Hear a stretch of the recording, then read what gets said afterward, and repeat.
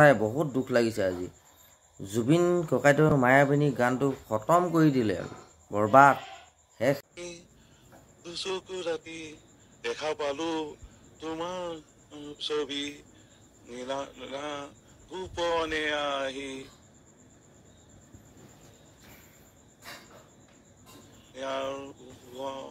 তুমি যে মোৰ মৰম নৰৰে কেঁচা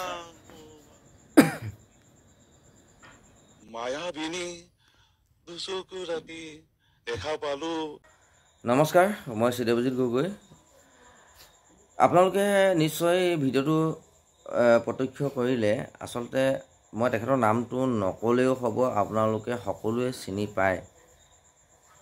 কিন্তু মোৰ এটাই দুখ লাগিছে, জুবিন ককাইদেউৰ ইমান এটা সুন্দৰ গীত তেখেতে উপলুঙা কৰিলে নে আমাক কিবা এটা দেখুৱাবলৈ চেষ্টা কৰিলে? মই এই কথাটোৱে মই আচলতে বুজি পোৱা নাই।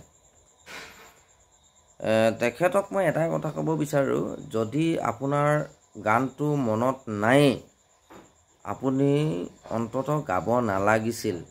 ইমানখিনি পৰ্যায় আপুনি কৰিব নালাগিছিল।